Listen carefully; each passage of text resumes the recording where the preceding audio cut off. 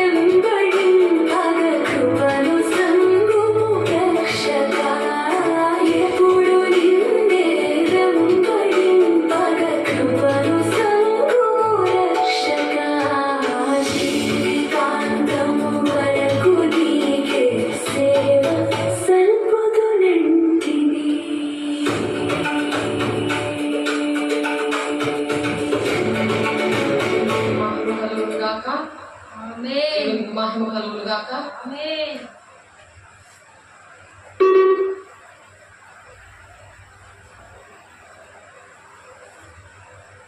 ఈ దినాల్లో పాపంతో శాపంతో ఉన్న బిడ్డల్ని రక్షించడానికి మనము దుష్టులు ముట్టకుండా మనల్ని మనం భద్రం చేసుకుంటూ దేవుని ఆత్మను పొందుకుంటూ ప్రార్థన సహవాసము రొట్టె విచ్చి ఎడతెగక ఉండినందుకు దేవుడు ఎన్నో సాక్ష్యాలు ఇచ్చారు. మరి మేము ప్రార్థన చేయడానికి సన్నిధికి వచ్చినప్పుడు ప్రతి దినము కూడా మరి యేసయ్య శరీర రక్తం తీసుకోవడం దేవుడు సహాయం చేశాడు. ఆ కృపని దేవుడు ఇచ్చాడు.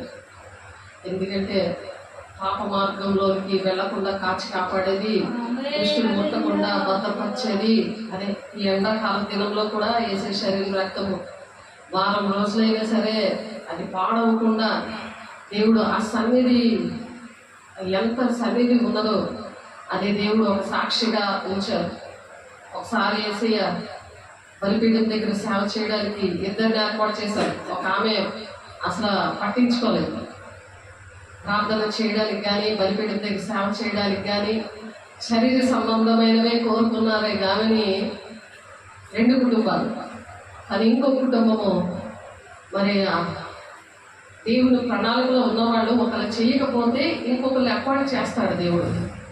అపాయింట్ చేసినప్పుడు వాళ్ళు అక్కడ నిర్ణయించినప్పుడు వాళ్ళు కూడా కరెక్ట్గా పనిచేయట్లేదని, పరిశుద్ధతని పాటించట్లేదు. ఇంట్లో కూడా పాటించాలి. ఇంట్లో పరిశుద్ధత లేదు.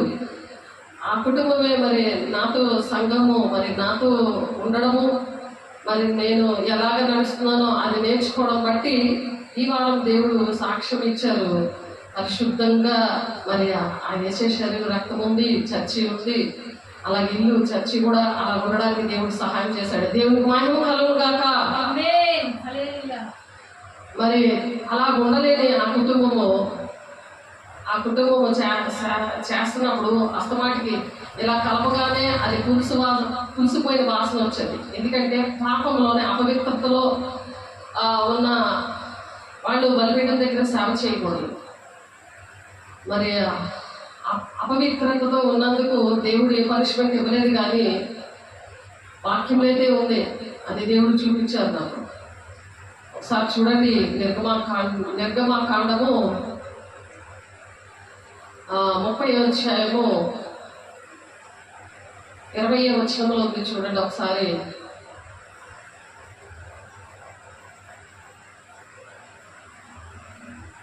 వారు ప్రత్యక్షపు గుడారంలోనికి వెళ్ళినప్పుడు సేవ చేసి యెహోవాకు హోమ ధూపము నర్పించుటకు బలిపీఠము వద్దకు వచ్చినప్పుడును తాము చావక ఉండినట్లు నీళ్లతో కడుగు కొనవలెను. ఇక్కడ నీళ్లు అంటే వాక్యం అన్నమాట. వాక్యము మరి పరిశుద్ధాత్మ దేవుని పొందుకోవడము. బాహ్య పురుషుడు బలహీనంగా ఉన్నా సరే అంతరంగ పురుషుడు దినదినము నూతన పరచబడాలని కొరింథీయులకు రాసిన పత్రికలో మరి పౌలు గారు రాస్తా చెప్తున్నారు కొరింథీ సంఘానికి. అలాగా ఈ గ్లోరీ గాస్పెల్ చర్చ్ ఆర్గనైజేషన్ ఈ సంఘానికి కూడా దేవుడు చెప్పడానికి ఇష్టపడేందుకు దేవుని కొట్లాది వందనాలు దేవునికి.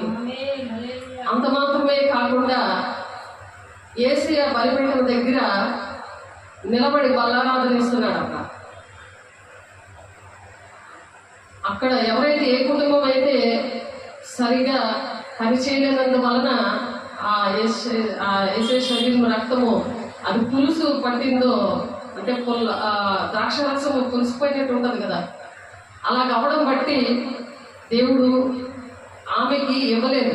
ఎవరైతే సేవ చేయడానికి అక్కడ అపాయింట్ చేశారో 3rd పర్సన్, అంటే 3వ కుటుంబం, అది చాలా ప్రేమగా దేవుడు పక్కనున్నా సరే ఇవ్వలేదు. పక్కన నిలబడే ఉండి ఆమెకే దేవుడు చూపించారు ఆ విషయం. మరి ఆమె ఒకసారి అంతకుముందు చూపించారు, బలిపీఠం మీద రాష్ట్రం గారు తప్ప ఇంకా ఎవ్వరూ ఎక్కకూడదు అనే విషయము మరి ఆరాధన చర్చిలో చెప్పారు. ఇక్కడ జోలగుడిలో మరి పౌలు గారు రాయలసీమ నుండి తీసుకొచ్చారు దేవుడు, ఆయనకి కూడా చెప్పారు. మూడవదిగా ఈమెకు కూడా చెప్పారు, అరుణకాంతి ఆమెకు కూడా చెప్పారు. బలిపీఠము ఒక లెక్కుతుంటే ఎక్కకూడదు, దేవుడు ఎక్కద్దని చెప్పారు అని గట్టిగా హెచ్చరిస్తుంది వాళ్ళకి. కాబట్టి బలిపీఠం దగ్గర సేవ చేసే వారి కోసము దేవుడు ఇక్కడ నిర్గమకాండం 30వ అధ్యాయము 20వ వచనంలో దేవుడు మాట్లాడారు నాతో. వచ్చినప్పుడు తాము చావక ఎండినట్లు నీళ్లతో కడుగుకొనవలెను. నీళ్ళంటే పరిశుద్ధాత్మతో నింపబడాలి, పాపం లేకుండా ఇల్లు పరిశుద్ధంగా ఉండాలి. ఎందుకంటే దేహము ఆత్మ రెండు పరిశుద్ధంగా ఉండాలని 2 కొరింథీయులు 7వ ఉంటుంది. కాబట్టి ఒకసారి చూడండి, ఆ వాక్యం నేను చదువుతున్నాను, చాలాసార్లు చదివాను. నిత్య రాజ్యానికి వెళ్తాం అనమాట. ఇప్పుడు పాట పాడుతున్నాం కదా, పాపం జోలికి వెళ్లకుండా మనం అది జీవితాంతం కూడా ఆ విధంగా మనం రక్షణగా కాపాడుకోవాలి. మొత్తం 13వ వచనంలో ఉంది, 24:13 ఉంది. అంత వరకు సహించేవాడే రక్షణ పొందుకుంటాడు అని. జీవితాంతం కూడా మనం అలాగా రక్షణ కాపాడుకోవాలి. భయంతోను వణుకుతోను మన రక్షణ కాపాడుకోమని ఫిలిప్పీ సంఘంతో కూడా పౌలు చెప్తా ఉంటాడు. కాబట్టి పరిశుద్ధత విషయంలో పౌలు గారు చెప్తున్న విషయం ఏంటంటే, ప్రియులారా మనకు ఈ వాగ్దానములు ఉన్నవి. దేవుని రాజ్యానికి వెళ్ళడానికి కొన్ని వాగ్దానాలు మనకి ఇచ్చారు. ఆ వరాలతో ఆ పని తండ్రి చిత్తాన్ని నెరవేర్చడానికి కొన్ని ఆశీర్వాదాలు, కొన్ని వాగ్దానాలు ఇస్తూ ఉంటాడు దేవుడు.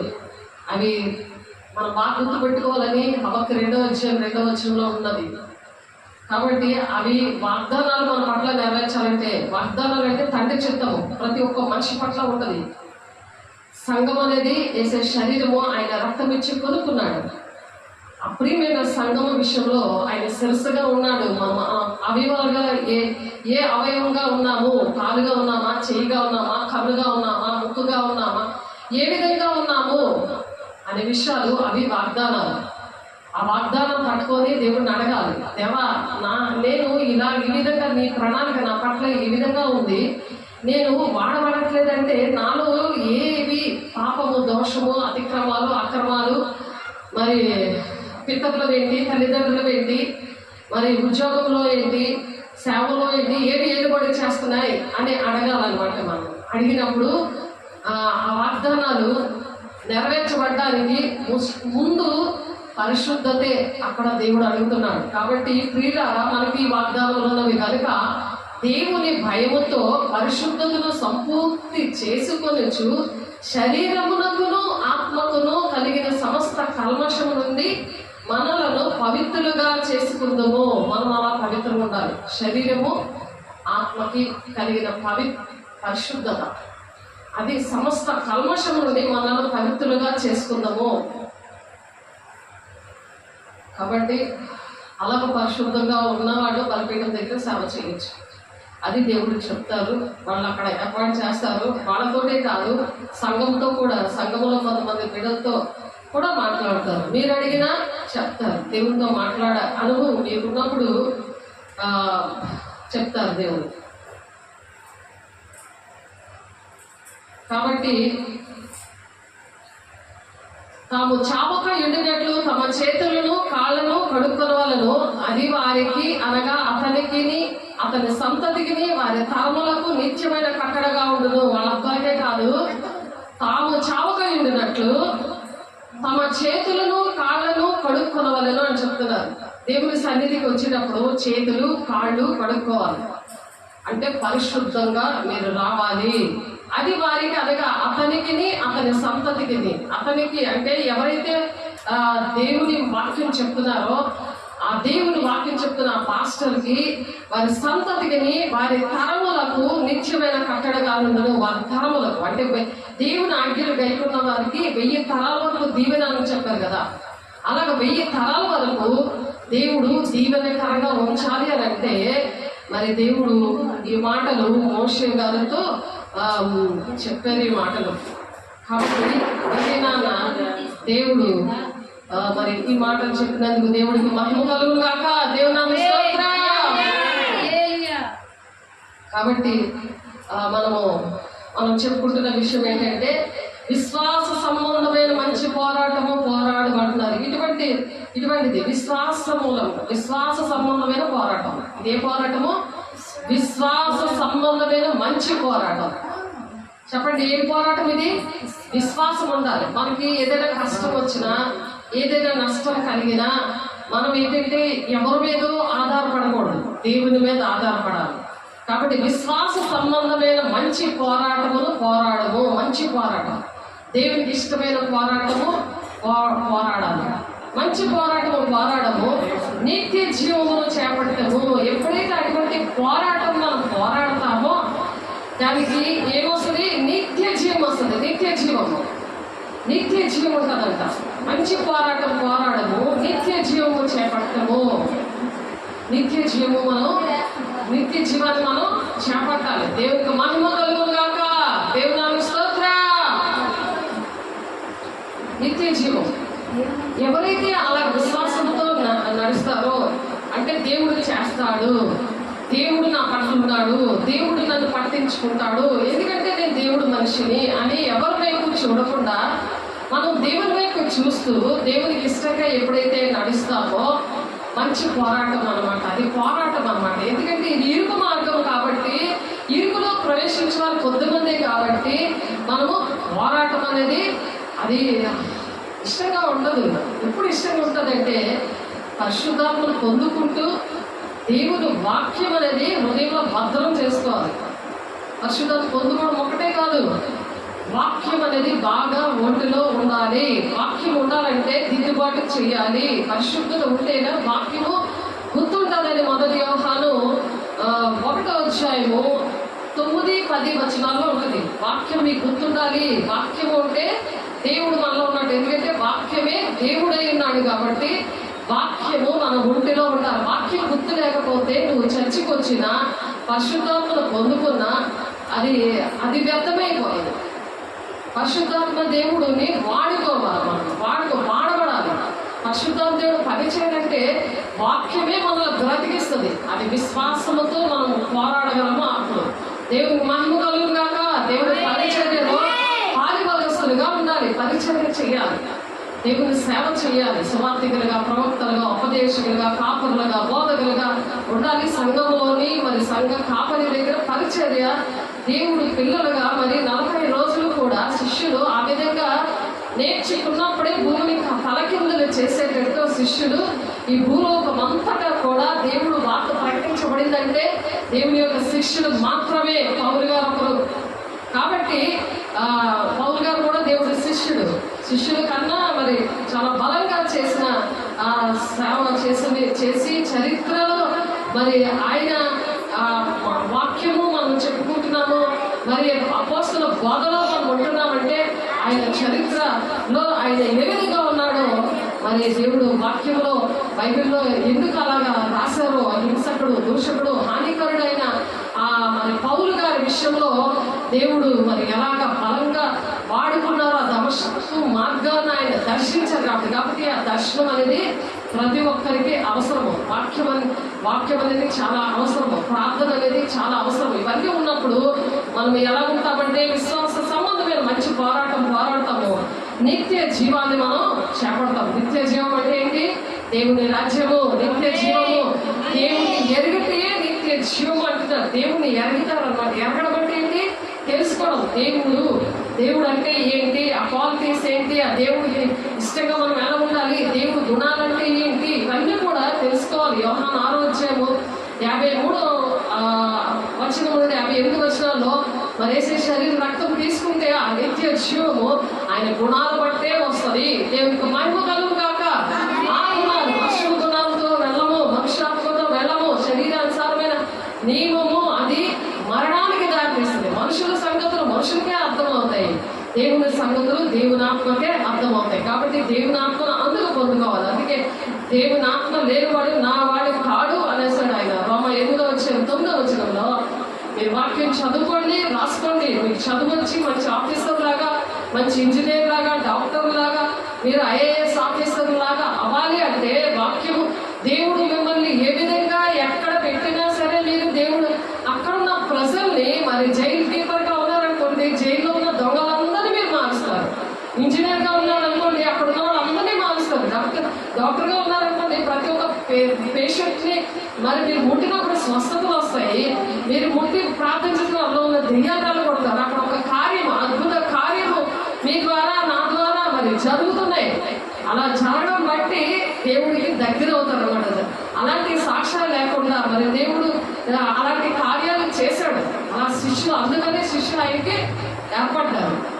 అలా ప్రతి ఒక్కరికి కూడా శిష్యుడిగా తయారు చేయమని దేవుడు ఆరోహణం అవుతుంది. ఇలా ఆరోహణం అవుతూ 40 దినాలు కూడా వేసే శిష్యులతో ఉండి వాళ్ళకన్నీ కూడా నేర్పించి ఇలా ఆరోహణం అవుతూ దేవుడు చెప్పిన మాట ఏంటంటే, సర్వలోకానికి వెళ్ళి మీరు సర్వ సృష్టికి వార్తలు ప్రకటించండి, నా మూలంగా మీరు బాప్తీసాలు ఇవ్వండి, నేను ఏ సంగతులు చెప్పానో అవి మాత్రమే మీరు బోధించండి, అప్పుడు నేను మీతో సదాకాలం ఉంటాను అంటున్నాడు. అదే నిత్య జీవం. దేవుని నామానికి మహిమ కలుగును గాక. మనుషులు కల్పించిన పద్ధతులు, దైవోపదేశాలని వ్యర్థంగా మనం ఆరాధించకూడదు. వ్యర్థమైన ఆరాధన చేయకూడదు. వ్యర్థంగా మనల్ని దేవుడి నామాన్ని ఉచ్చరించకూడదు అని చెప్తున్నారు. కాబట్టి 1 తిమోతి 6:12 విశ్వాస సంబంధమైన మంచి పోరాటము నిత్య జీవంలో చేపట్టము అని చెప్తున్నారు. కాబట్టి మనం నిత్య జీవాన్ని చేపట్టాలి, ఇరుకు మార్గంలో ప్రవేశించ పోరాడాలి. అలాగే మత్తయి సువార్త 28 చూడండి. మత్తయి సువార్త 28 బైబిల్ తీసి చూడండి. చదువు వచ్చిన వాళ్ళు చదవండి, మాట్లాడకుండా వాక్యం చూడండి. పెద్దలు బుక్కులు ఉన్నాయి, చక్కగా రాయండి. బైబిల్ ఉన్నాయి, తీయండి, మాట్లాడద్దు ఎవరుని. మత్తయి సువార్త 28 6-7 మత్తయి సువార్త 28 చూడండి. మత్తయి సువార్త 28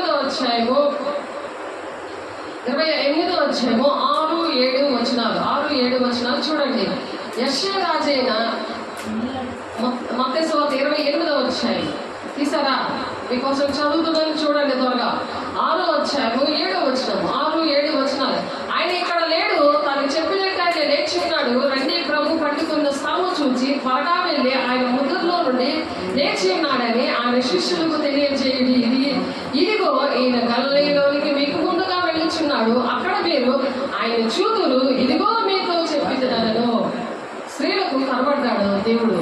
కాబట్టి శిష్యులకి చెప్పమని చెప్తున్నాడు. దూత ఆ స్త్రీలను చూచి మీరు భయపడుకుని సిలువ వేయబడిన యేసుని మీరు వెతుకుచున్నారని నాకు తెలియను, సిలువ వేసబడిన యేసుని వెతుకుతున్నారని నాకు తెలుసు అని చెప్పి దూత చెప్తున్నారు. కాబట్టి మరి దేవుడు మరి అక్కడ కనిపించి మరి ఆయన ఎన్నో అద్భుత కార్యాలు చేశాడు. ఈ 40 దినాలు కూడా అనేక మందికి కనిపించారు దేవుడు. అది మనం అన్ని కూడా మనం చెప్పుకున్నాము. ఆ విషయాలన్నీ కూడా కొన్ని వారం అంతా చెప్పుకున్నాం. ఆయన ఇక్కడ లేరు, లేచి ఉన్నారు. కాబట్టి అనేక మంది ఏమనుకుంటారంటే ఆయన పుట్టినే కాదు, ఇదేదో కథ అనుకుంటారు. కానీ ఇప్పుడు యెరూషలేము వెళ్ళి చూడండి, ఆయన సమాధి ఖాళీగానే ఉంది. ప్రపంచంలో ఎవరి సమాధి కూడా ఖాళీగా లేదు. ఈ విషయాలు మీరు చెప్పాలి.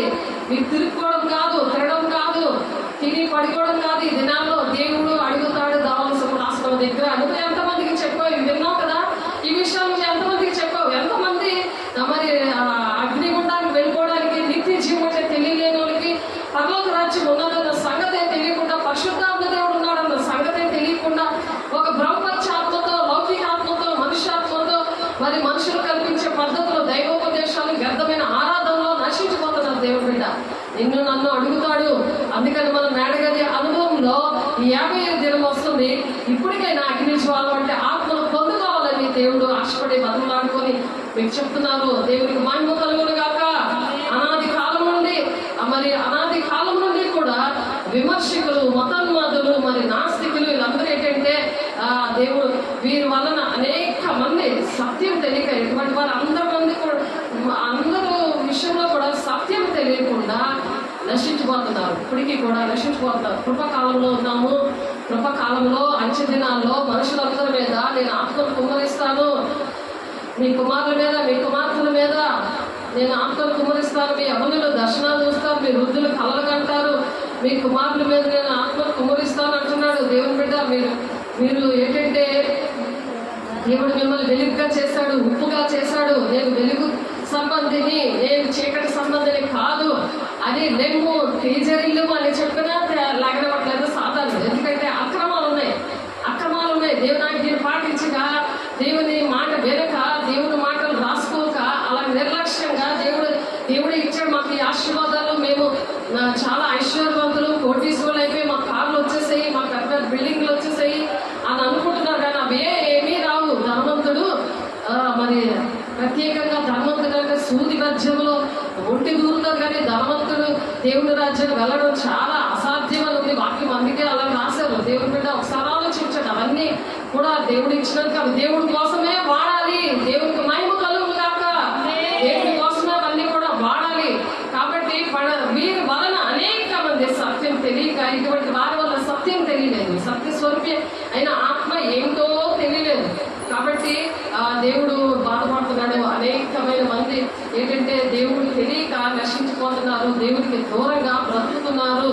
అనేక మంది అలాగా నశించిపోతున్నారు. దేవుని బిడ్డ ఒకసారి ఆలోచించండి. దేవునికి మహిమ కలుగును గాక. కన్యకగా ఉన్నాము.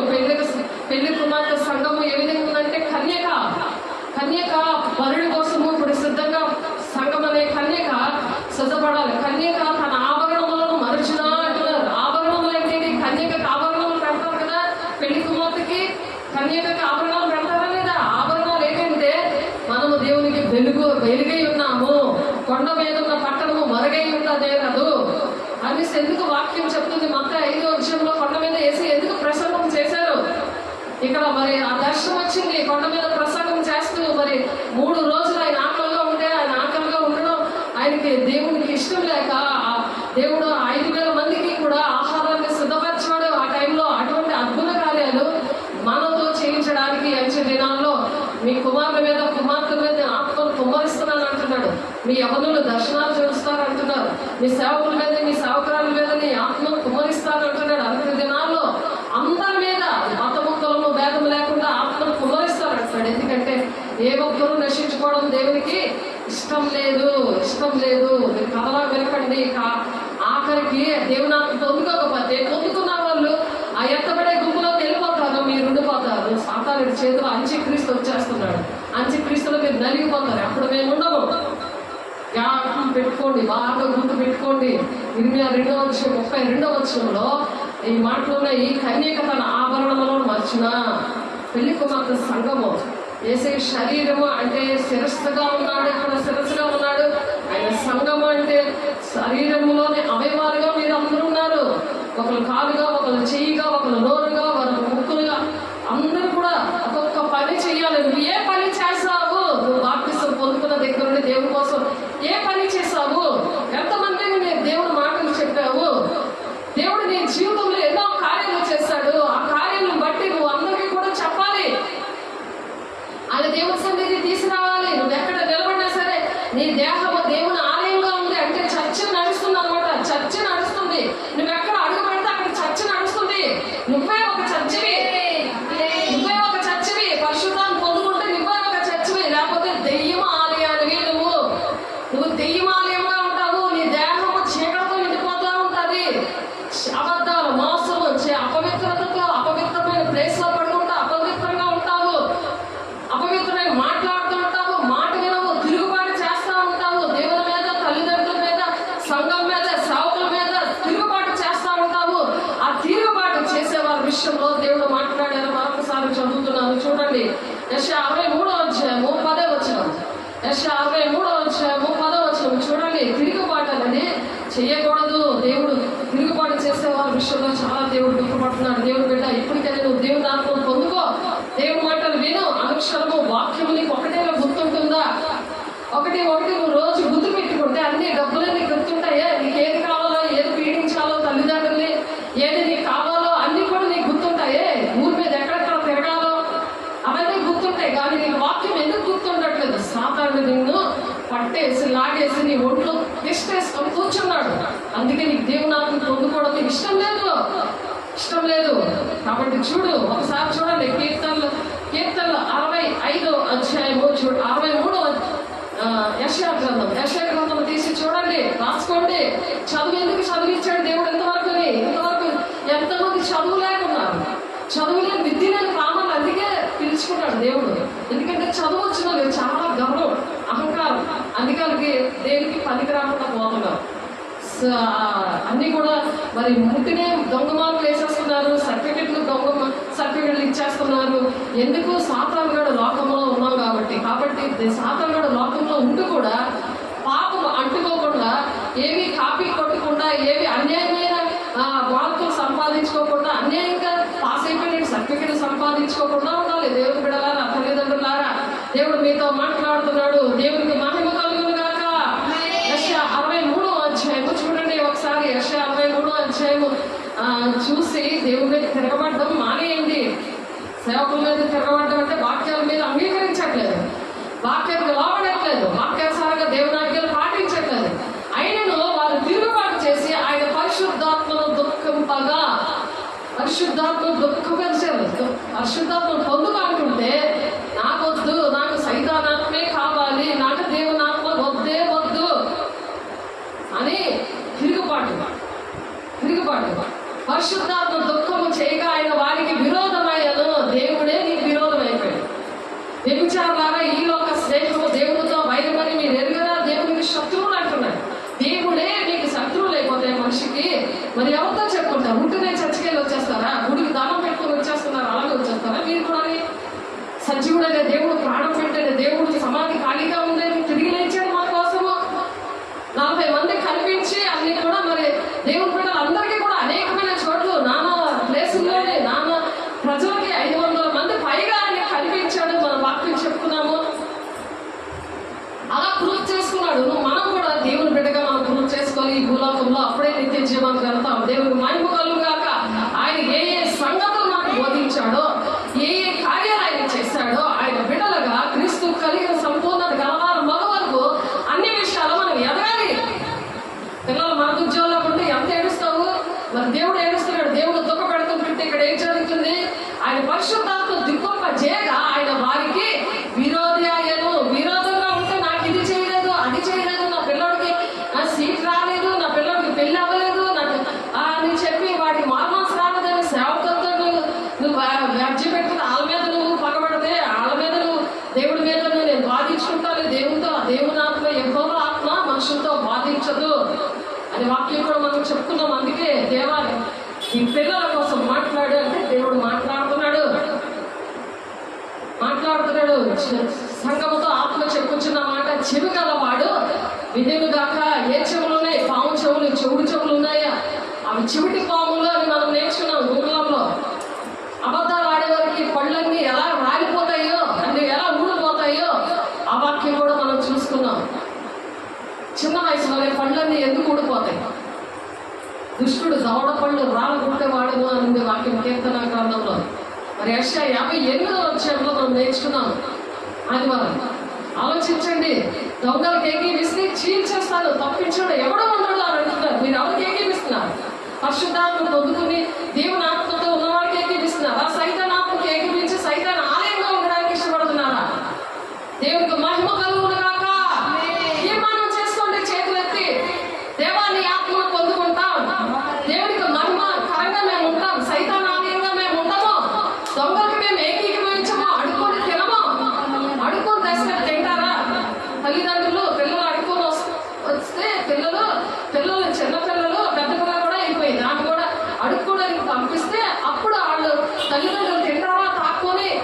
తాక్కొని వ్యభిచారం చేసి తింటారా? అలాంటి దగ్గర ఉండొచ్చా? అక్కడ ఉండొచ్చా? సైతాన్ ఆలయంలో తయారవుతున్నావు నువ్వు, జాగ్రత్త. దేవుడు మాట్లాడుతున్నావు, దెయ్యం ఆలయంగా ఉంటావా? దేవుడు ఆలయంగా ఉంటావా? ఆలోచించుకో. అప్పుడు ఆయన అయినను వారు తిరుగుబాటు ఏ విషయంలో చేస్తున్నారు? తిరుగుబాటు అవి నచ్చట్లేదు. దెయ్యం ఆలయంగా ఉండడానికే నచ్చుతుంది, కానీ దేవుని ఆలయంగా ఉండడానికి నచ్చట్లేదు. అయినను వారు తిరుగుబాటు చేసి ఆయన పరిశుద్ధాత్మను దుఃఖింపజేయగా ఆయన వారికి విరోధి అయ్యాను. దేవుడు విరోధిగా ఉంటే మంచిదా? దేవుడు స్నేహితుడు కదా. చెప్పండి, దేవుడికి స్నేహితుడిగా ఉంటే మంచిదా? నోరిప్పండి. దేవుడికి స్నేహితుడిగా ఉంటే మంచిదా? విరోధిగా ఉంటే మంచిదా? స్నేహితుడిగా ఉంటే మంచిది. దేవుడు వింటున్నాడు, దేవుడు చూస్తున్నాడు. ప్రసంగ 5:1 ఉంటుంది, ఆయన సన్నిధిలోని ప్రవర్తన జాగ్రత్త. నువ్వు వింటున్నావా లేదా? తీర్మానం చేసుకో, చేతులెత్తి. దేవా నేను దేవుని ఆలయంగా ఉంటానయ్యా, దెయ్యం ఆలయంగా ఉండను, అపవిత్రమైన ప్లేసుల్లో నేను ఉండను, అటువంటి వారికి ఏకీభవించను. ఉంటా, నీకు ఇష్టం ఉంటానయ్యా, నేను దేవుని ఆలయంగా మారి అటువంటి వాళ్ళు నేను బాగు చేస్తానయ్యా, అప్పుడు వెళ్తానయ్యా, వాళ్ళు పరిశుద్ధ పరచడానికి నేను వెళ్తానయ్యా. ప్రేమ అంటే అది. దేవుని ప్రేమ కలిగి ఉన్నావా? దెయ్యం ప్రేమ కలిగి ఉన్నావా? మాట్లాడు దేవుని బిడ్డ.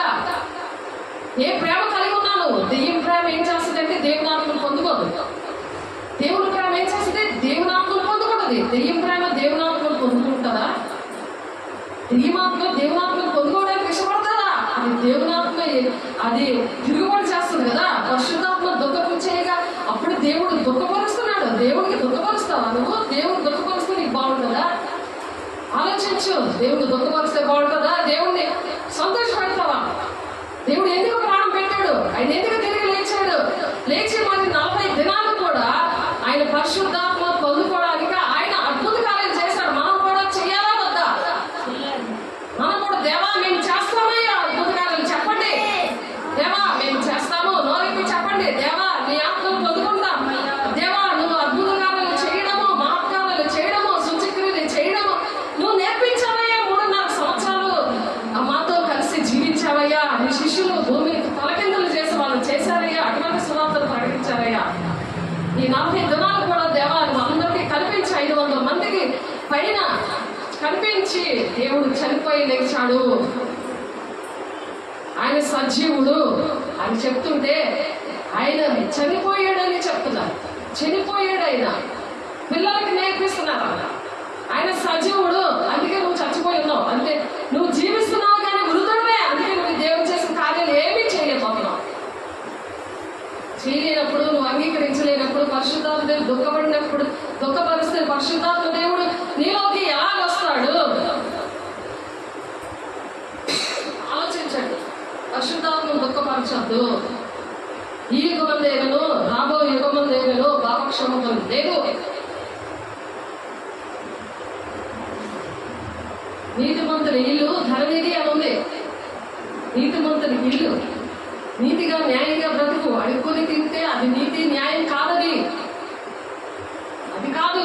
ఏ రారాజు బిడ్డలు అడుక్కొని తినరు, అడుక్కొని వాళ్ళు కాదు రారాజు బిడ్డలు. ఆలోచించండి. అప్పుడు దేవుడు మనకి, దేవుడు అక్కడ ఏం చేస్తాడంటే ఆయన వారి విరోధ ఆయను తానే వారితో యుద్ధం చేయను. దేవుడు యుద్ధం చేస్తున్నాడు. నువ్వు మాత్రమే నీతో యుద్ధం చేస్తున్నాడు. నీకేదో సమస్య, ఏదో ఒక చదువు రాకపోవడము, ఇల్లు లేకపోవడము, నీ దగ్గర డబ్బులు లేకపోవడము, నీకు ఏమీ లేకుండా అడుక్కొని బతుకు ఎందుకు వస్తుంది? నీతో పరిశుద్ధాత్మ దేవుడు యుద్ధం చేస్తున్నాడు. నువ్వు అగ్నిలో అంటే నీ తల్లిదండ్రులు మార్చుకోవాలి, నీ కుటుంబాన్ని మార్చుకోవాలి, నీ గ్రామాన్ని మార్చుకోవాలి, నీ దేశాన్ని మార్చుకోవాలి. దేశం కోసం ప్రార్థన చేయడానికి అగ్ని జ్వాల అంటే ఆత్మ దేవుడు 50వ దినము 24వ తారీఖుని ఆదివారమును దేవుడు అగ్ని జ్వాల అంటే ఆత్మ మేడగదిలో ప్రతి ఒక్కరు పొందుకున్నారు. 500 మందిని పిలిస్తే 120 మంది వచ్చి అగ్ని జ్వాల అంటే ఆత్మను పొందుకొని ఆనాడు ఆదిమ సంఘములో ఇప్పుడు మనం ఎలా ఉన్నామంటే, భారతదేశం ఎలా ఉందంటే, ప్రపంచమంతా ఎలా ఉందంటే, అందరికీ హాస్టళ్ళు, మరి పెద్ద పెద్ద మిషనరీలు, మరి హాస్పిటల్ ఏంటి, మరి కాలేజీలు ఏంటి, స్కూళ్ళు ఏంటి, మరి మందులు ఏంటి, ఇవన్నీ కూడా మరి శాటిలైట్ల దగ్గర వెళ్ళి అక్కడ భూమి అక్కడ మొదట కాలు పెట్టిన వాళ్ళు ఏంటి, అందరూ దేవుని పిల్లలే. వాళ్ళ పేర్లు అందరూ కూడా ఆ దేవుని పిల్లల పేర్లే. మీరు చూడండి చరిత్ర, క్రీస్తు శకము క్రీస్తు పూర్వమా ఉంది. దేవుడు నాకు ఈ మాటలు ప్రకటించమని 3:30 రాత్రి 3:30కి నన్ను లేపి చెప్పారు ఈ మాటలు. నేను లోబడినందుకు దేవుడు ఇక్కడ వాక్యం ఈ విధంగా చెప్పిస్తున్నాను. నేను లోబడ్డాను. నువ్వు ఈ మాటలు చెప్పు. ఈరోజు నేను ఎప్పుడూ అడుగుతాను దేవుడిని, దేవా నువ్వు ఏం చెప్పాలి పిల్లలకి? ఎంత చెప్పినా వినట్లేదు. ఎప్పుడు ఏం తిందుమా, ఏం త్రాగుమా, ఏం భుజుమా అని చెప్తే అదే పేచీలు, జీవితం అంతా అదే పేచీలు. అన్యజనులాగా మీరు ఏమి తిందుమా, ఏమి త్రాగుమా, ఏం భుజుమా అదే చెప్తుంది. కానీ మొదట నీతిని రాజ్యాన్ని నేను వెతకమంటే మీరు వెతకట్లే, మీరు నీతిగా ఉండట్లే. దేవుడి రాజ్యాన్ని అయ్యో ఇప్పుడు కనుమ వస్తే నేను ఎక్కడ ఉంటాను, దేవుడు ఈ క్షణంలో వస్తే నేను ఎక్కడ ఉంటాను అనే విషయం అర్థం కావట్లేదు. దేవుని బిడ్డ నీకు అర్థమవుతుందా? దేవుడికి తీర్మానం చెయ్యు, చేతులెత్తి ప్రమాణం చేసి దేవుడు నేను ఇప్పుడే ఆత్మతో దేవుని ఆత్మతో నింపుతాడు. ఆరాధన చేసి అలాగే నింపాడు, ఇంగ్లాపల్లిలో అలాగే నింపాడు. మరి దేవుని బలాలతో నింపబడి వాళ్ళు భాషలతో మాట్లాడారు. అగ్ని జ్వాలలు ఆత్మతో పాకల్లా ఉండేవి, పాకలు ఉండేవి. ఇప్పుడు పెద్ద పెద్ద బిల్డింగ్లు, అక్కడ పెద్ద పెద్ద బిల్డింగ్లు చేశాడు. మొత్తం ఉంగాపల్లి గ్రామం అంతా కూడా పాకలు ఉండేవి. ఇలా పడుకొని మరి దూరం వెళ్ళి అక్కడ సువార్త చేయడం జరిగింది. ఒక రేటంతా ఉండి హోలీ ప్రార్థన చేసి అక్కడంతా ప్రతి ఒక్క గృహానికి వెళ్ళి కరోనా టైంలో వెళ్ళి మరి ప్రతి ఆదివారం కూడా ఫస్ట్ ఆదివారం ఇక్కడ జొన్నగూడ చూసుకొని అక్కడ ఇంగాపల్లి మేడపల్లి అక్కడ చూసుకొని అలా జమ్మునారాయణపురం అలా రావడానికి దేవుడు సహాయం దయచేశాడు. దేవుడికి మహిమ కలుగును గాక, దేవుడికి మహిమ కలుగును గాక. దేవుడు మరి యెషయా గ్రంథంలో దేవుడు మాట్లాడారు నాతో 43వ అధ్యాయం 10వ వచనంలో చూడండి. మీరు తెలుసుకొని నన్ను నమ్మి, నేను తెలుసుకున్నాను కదా, నేను నమ్మాను కదా, ఆ విషయం చెప్తున్నాను. నేను నమ్మినప్పుడు నేను సైలెంట్గా ఉండొచ్చా? మంచం కింద మరి దీపం పెట్టచ్చాలుగా. దీప వృక్షం మీద పెట్టబడినారు. ఒక ఆమెకి మన కొన్ని సంవత్సరంలో చెప్తే ఆమె వెళ్ళలేదు. ఎక్కడ ఆర్మీ గెస్ట్ హౌస్ దగ్గర చూపించారు. 5 లైట్లు సెంటర్లో చూపించారు. అక్కడ సువార్త చేయమని. అక్కడ ఒక అమ్మాయి మంచి కాలేజీలో మంచి తెలివైన అమ్మాయి, చాలా మంచి అమ్మాయి, అపరించి కూతురు చనిపోయింది. ఆమెకు చూపించారు కదా, మరి చీమ పుట్టినట్లేదు, ఆమె చనిపోయింది. అయ్యో నాకు చూపించారు, నేను ఇక్కడ దేవుని మాటలు ప్రకటించాను కాబట్టి ఈ ఎవరి బిడ్డ చనిపోయిందని కూడా ఆ కఠినాత్మకమైన మనిషికి అర్థంలే. ఎంత ఏడ్చానో నేను, ఎన్నిసార్లు తల్లి దగ్గరికి వెళ్ళానో. దేవుడు అడుగుతాడు, దేవుని బిడ్డ ఎంతమంది నరకానికి వెళ్ళిపోతే నిన్ను లెక్క అడుగుతాడు. బాప్తిసం తీసుకోవడం కాదు, పరిశుద్ధాత్మ పొందుకొని నువ్వు వేసే శరీరం రక్తము ఎడతకి ఎన్ని తీసుకోవాలి. ఆయన మరణాన్ని ప్రచురణ చేయడానికి 11:20 ఉంది. ఆయన మరణాన్ని ప్రచురణ చేయడానికి, ఆయన చనిపోయి తిరిగి లేచాడనే విషయం ఎవరికి తెలియదు. అది ఖాళీ సమాధిగా ఉంది. ఇప్పుడు యెరూషలేము వెళ్ళాలి, ఖాళీగా ఉంది. అటువంటి విషయాలు నేర్చుకోవడానికి, రాయడానికి, చిన్నపిల్లలకి చెప్పడానికి తెలియలేని విద్యలేని పాపంలో వ్యసనాల్లోని కూరుకుపోయి పాపంలో, శాపంలో, వ్యభిచారంలోని మీ కుటుంబీకులు మరి వ్యభిచారంలో పడిపోతుంటే, తాగుబోతులా ఉంటే మీకు నోరు రావట్లేదా? దేవుని ఆత్మను పొందుకొని నేను చెప్పాలి రావట్లేదా? వాళ్ళు అగ్నిగుండలో పడిపోతే దేవుడు మిమ్మల్ని ఎక్కడైనా వాళ్ళు వినకపోతే నువ్వు పక్కోళ్ళకి చెప్పు, ఇంకొకరికి చెప్పు, ఎవరు వింటారో చెప్పు. అప్పుడు దేవుడు నిన్ను వాడుకుంటాడు బలంగా. నిన్ను బలంగా వాడుకోవడం చూసి అప్పుడు మాత్రం నీ ఇంటి వాడు తండ్రి చిత్తాన్ని ఆ విధంగా నెరవేర్చాలి. ఏసే ఇంట్లో కూడా ఏసే మాట వినలేదు. యాకోబు తన ఏసే తమ్ముడు ఒక నాయకుడిగా విషయంలో వాడబడ్డాడు. ఒక నాయకుడిగా ఏసే తండ్రి చిత్తాన్ని నెరవేర్చినప్పుడు భూమంతా కూడా కంపించింది. సమాధిలో ఉన్న వాళ్ళు లెగిచారు. అక్కడ యెరూషలేములో కనిపించారు, అందరికీ కనిపించారు. యెరూషలేము పట్టణం అంతా సమాధుల్లో ఉండిపోయి ఎవరైనా లేచారా? ఎప్పుడైనా విన్నారా? మీరు విన్నారా? సమాధుల్లో ఉన్న వాళ్ళు మరి ఎవరైనా మనిషి చనిపోతే ఆ సమాధుల్లో ఉన్న వాళ్ళు లేచి యెరూషలేము పట్టణం అంతా కనిపించారు. యేసయ్య కోసం తెలుసుకుంటే నువ్వు నిత్య జీవానికి వెళ్తావు. నాటకాలు అంటే కాదు, కబుర్లాడు కూడా కాదు. రాసుకోవాలి, బాగా వినాలి, ఆ విషయాలు చెప్పాలి. ఎవరితో నువ్వు కలిస్తే వాళ్ళకి చెప్పాలి, ఎవరు వింటే వాళ్ళకి చెప్పాలి. తాగినప్పుడు వినరు, తాగి మొత్తం ముదిరిపోతే వింటారు. అప్పుడు చెప్పాలి, నువ్వు చెప్పాలి. నువ్వు చెప్పకపోతే దేవుడు ధవళ సింహాసనం దగ్గర నిన్ను లెక్క అడుగుతాడు. ఈ సీన్ ఎలా జీవించి అలా నరకాన్ని పట్టుకుపోతాడు.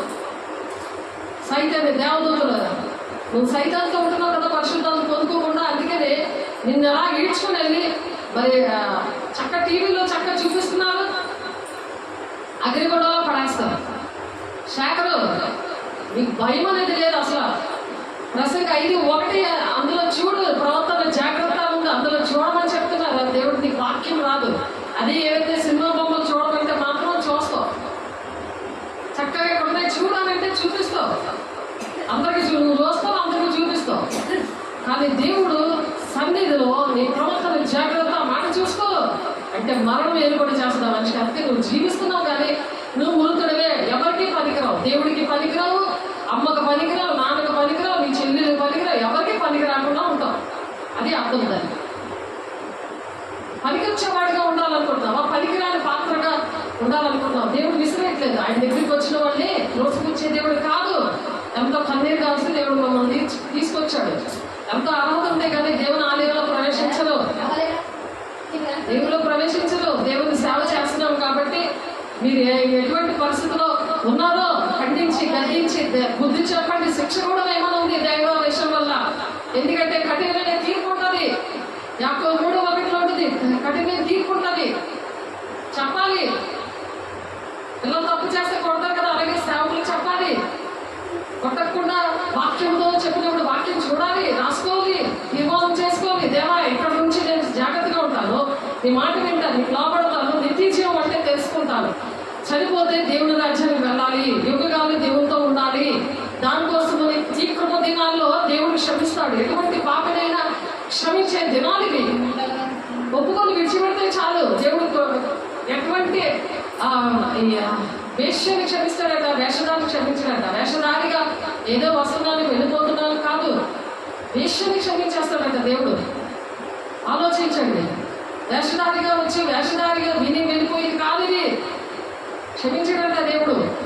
కాబట్టి మీరు తెలుసుకున్నట్లు, నన్ను నమ్మి నేనే ఆయనని గ్రహించినట్లు, నేనే ఆయనను, నీకు ఇన్ని విషయాలు నేను నేర్పించాను కదా, నేనే చేశాను, నేనే నీ జీవితంలో ఎన్నో కార్యాలు చేశాను, ఎన్నో సాక్ష్యాలు నీకు ఇచ్చాను, నువ్వు చెప్పాలి.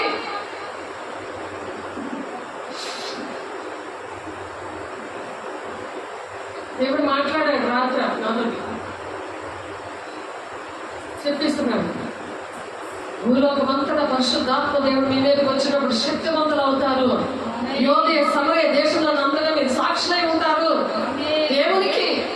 దేవునికి సాక్షిగా ఉండాలని ఆయన ఆశపడుతున్నాడు. ఏదైనా సాక్ష్యం ఉందా? నువ్వు చెప్తున్నావా, నా దేవుడు ఇంత గొప్ప దేవుడు, నన్ను ఇలాగ బాగు చేశాడు, నా పరిస్థితి ఇటువంటిది, నేను ఇలా ఉండేవాడిని, ఇలా ఉండేదాన్ని, నా దేవుడు ఇలాగ నన్ను ప్రేమించాడు, సేవకుల్లో ఉంటే నువ్వు చెప్పగలుగుతున్నావా? మీరును నేను ఏర్పాటు చేసుకున్న సేవకుడును నాకు సాక్షులు. యెషయా గారు ప్రవచిస్తున్నారు. యెషయా గ్రంథము 43వ అధ్యాయము 10వ వచనం ద్వారా దేవుడు నాతో మాట్లాడారు. దేవుడు నేను తీర్మానం చేస్తే ఇక్కడ వాడుకోవడం స్టార్ట్ చేశాడు. ఆయన నిన్ను కూడా వాడుకుంటాడు. తీర్మానం చేయి, చేతులెత్తి ప్రమాణం చేయు, తీర్మానం చేయండి. చేతులెత్తి, దేవా నువ్వు నాకు చేసిన కార్యాలన్నీ నేను వివరిస్తాను ఈ దినాల నుంచి. చేతులెత్తాలి, నిలబడి చేతులెత్తండి, అందరూ నిలబడండి. చేతులెత్తి దేవుడు మీకేటేటి చేశాడు అవన్నీ నేను వివరిస్తాను, దేవుని ఆత్మను పొందుకుంటాను అని చెప్పండి. అని చెప్పాలి, నోరిప్పి చెప్పాలి. దిగమా నువ్వు, నీకు ప్రత్యేకంగా చెప్పాలి. దిగు. మీరు తెలుసుకొని నన్ను నమ్మి, మాటలు వినడు. మీరు తెలుసుకొని చెప్పండి, మీరు తెలుసుకొని నన్ను నమ్మి అంటే దేవుడిని నమ్మి, దేవుడు నమ్మాలి కదా, దేవుడు మీకు చేశారు కదా. మీరు తెలుసుకున్నారు కదా దేవుడు నిజమైన దేవుడు అని, దేవుడు మీకు కార్యాలు చేశారు కదా, ఆశ్చర్యకరంగా అద్భుతకరంగా మీకు మంచి దేవుడు ఇచ్చి మరి పోషిస్తూ, దేవుడు మీకు ఎంతోమంది చనిపోయారు ప్రాణం ఇచ్చి, మరి జీవం ఇచ్చి, యేసయ్య నిజమైన దేవుడు అని తెలుసుకొని బాప్తిసాలు తీసుకొని దేవుని మాటలు తెలుసుకొని మీరు ఎలా ఉండాలి? పరిశుద్ధంగా ఉండాలి. మేము పరిశుద్ధంగా ఉంటామయ్యా, మేము మీరు తెలుసుకొని ఈ విషయాలు తెలుసుకొని నన్ను నమ్మి, నన్ను అంటే దేవుడిని నమ్మి, నేనే ఆయనని, మీకు చేసినంత కూడా దేవుడేనని దాని అర్థం. దేవుడు మీరు చేశారని గ్రహించినట్లు మీరును నేను ఏర్పరచుకొనిన నా సేవకులను నాకు సాక్షులు. నాకు ముందుగా ఏ దేవుడును నిర్మింపబడలేదు,